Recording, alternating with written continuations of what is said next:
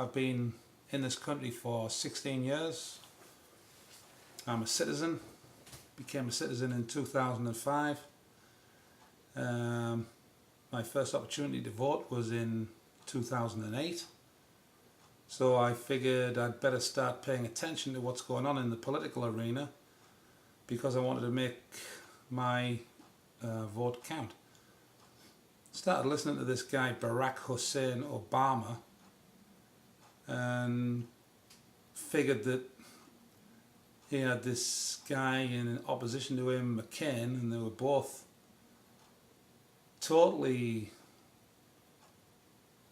useless as far as instilling any kind of hope in my mind for a decent future for the future generations of America.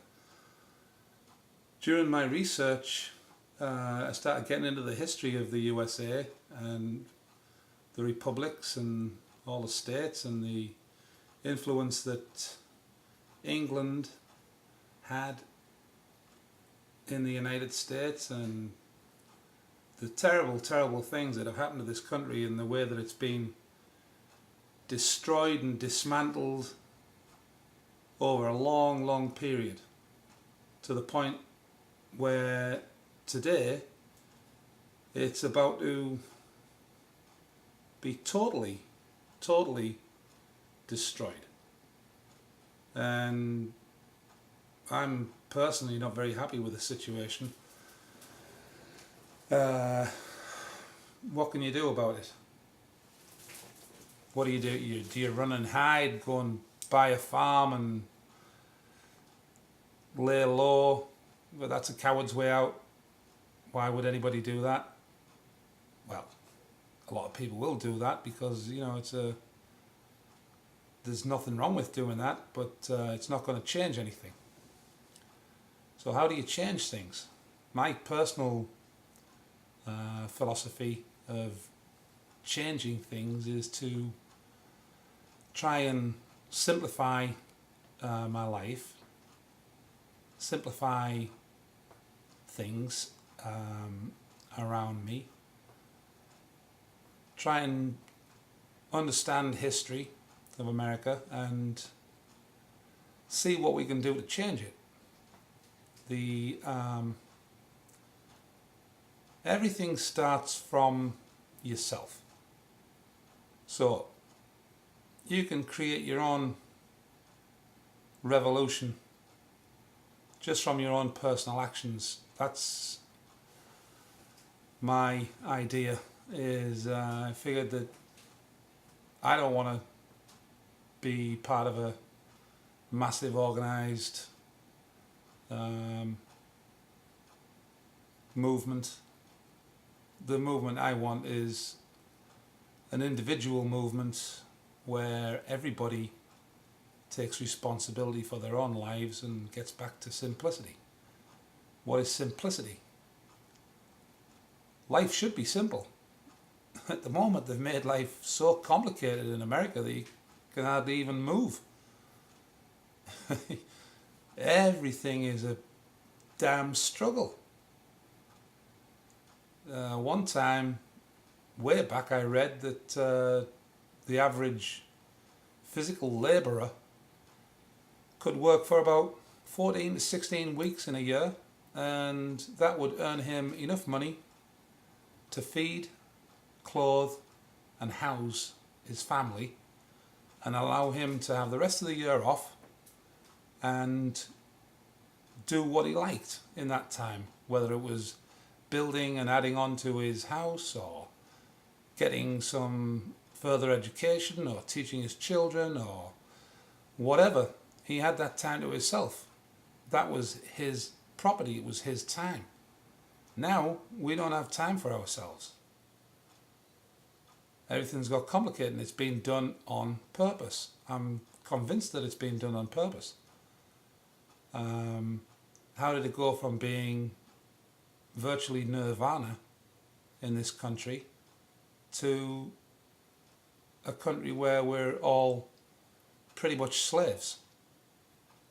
And I mean slaves. You get up you go to work and you're away from the house for at least on average 12 hours a day, and then you sleep to get ready for the next day, and you don't have much time for your family. They're trying to destroy the family, destroy the society, take all our freedoms away, take all our liberties away. It's sick. The people who are doing this to us are sick. And personally, I've had enough of it in every respect, and I'm not going to put up with it. So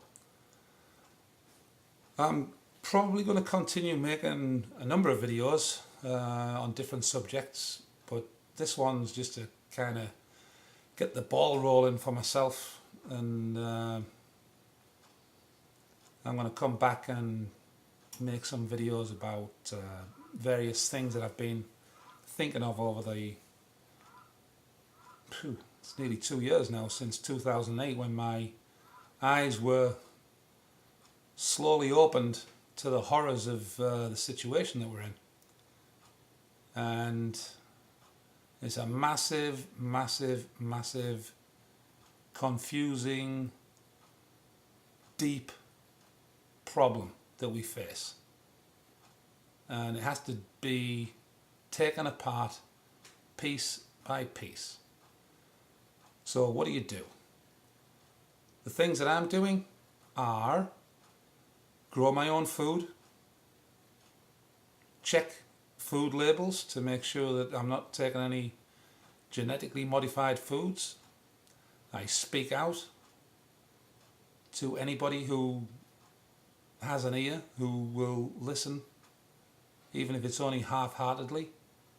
I send emails, I educate myself, I search on YouTube for good channels to get new information, I read history books, I contact the senators and the congressmen.